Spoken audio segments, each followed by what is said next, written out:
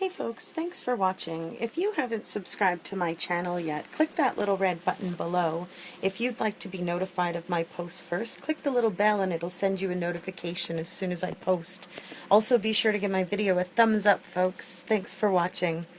So I'm following the Bruce McArthur case, and it appears as if they have actually added a seventh murder charge to his rap sheet, we'll say. There's so much more in this investigation because of how long he was out on the streets and where he all was because of his job. He was a landscaper, so he dealt with a lot of people and in a lot of various places. So starting in May, they're going to be investigating 75 places. So they're going to be starting to dig and probe and scan and do all kinds of things in 75 separate locations to try and eliminate. They have gone back to 40 years in cases, and there is some information in there that they think he may be responsible for, multiple of those outstanding cold cases that are being looked into. And thank you folks for all of the tips. If any of you folks had anything run-in or conversation with him, they have received over 500 tips, and only 22 of those tips ended up being nothing that they really could follow through with. Like, it wasn't a substantiated tip, so they just let that go. But 22 out of 500, he had a lot of dealings with people in Canada, probably most especially.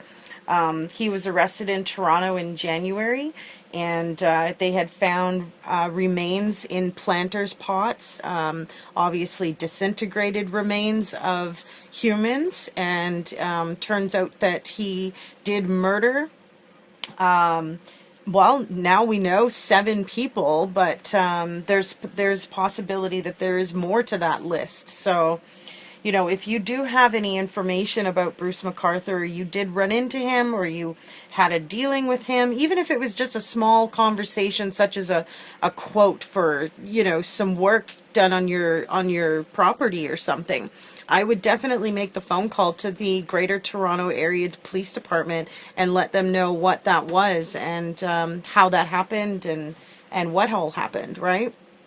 We need to be the voice for these people who have had theirs taken away now, and we don't even know how many other voices he has taken. So it's unfortunate that he was out on the streets for so long.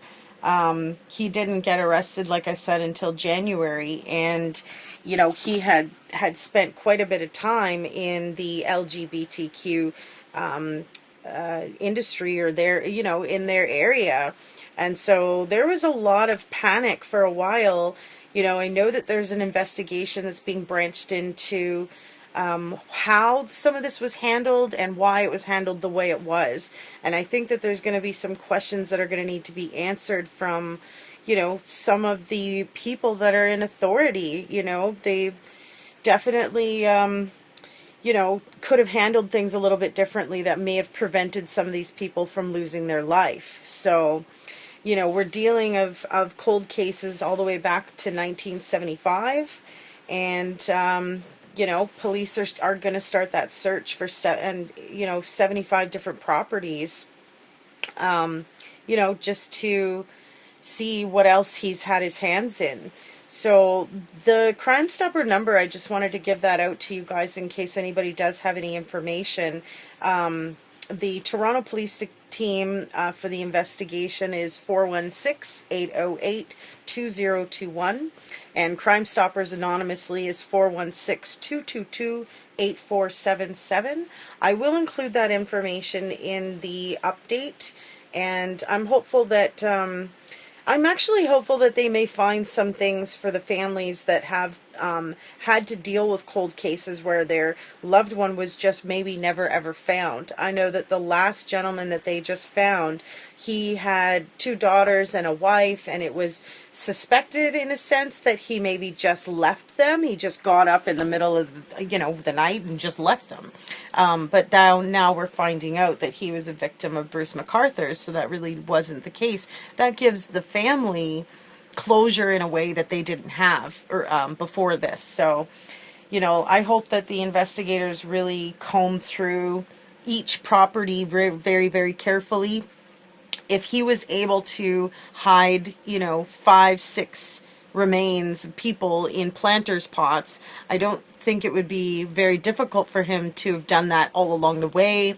But maybe there's some mistakes, maybe there's some things he's done wrong, and he'll be now held accountable for that. And some people will have some closure based on this investigation. So I'll definitely keep you posted, and thank you for watching, folks. Please give my video a thumbs up, and be sure to subscribe to my channel. Click that little red button below. Click the bell if you'd like to be notified of my posts first. And let's stay safe out there, people. Let's be that voice for the people who have had theirs taken away. Okay, folks? Take care. Bye for now.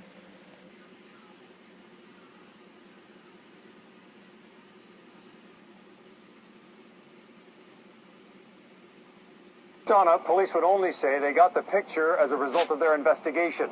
They felt they had no choice but to release it because they were unable to identify the victim. Police produced a single photo, not grisly, but disturbing on so many levels. Police don't know who it is, but for some unprepared family, a missing loved one is being revealed, deceased, through mass media. I do not want to release this picture, and am doing so as a last resort. By broadcasting this picture, a family member or friend, not realizing that their loved one is deceased, may come to that realization from the moment they view the picture. An exhaustive search turned up no contacts for the man. Police are not saying if Bruce McArthur, the accused mass murderer, may himself have taken the picture. I'm sure someone will recognize him or think they recognize him, and I would ask anyone who does, please call us as soon as possible. To the 6 identified victims, this adds a 7th, unidentified. Police also say they have 7 sets of remains. They have matched 3 victims to those remains. There are 4 more victims at minimum, more than 4 if the remains don't match. The remains have all been found in planters at a Toronto home where McArthur did landscaping work. Police have gone through dental records, fingerprints. They're now working on DNA. The forensic investigation into what happened to the victims is at once clinical and sickening. We have technical issues related to both decomposition and the effects of postmortem dismemberment. This is a unique investigation in the history of our organization. Investigators say McArthur met most, if not all, the victims in Toronto's gay village. Critics say police were slow to pick up on what is now viewed as a serial killer. The investigation now has dedicated enormous resources to the case. The immediate priority, ID the 7th victim in that photo. By releasing it, hopefully we can identify him and close off that area of investigation. And bring closure, however painful, to one more family. Eric Sorensen, Global News, Toronto.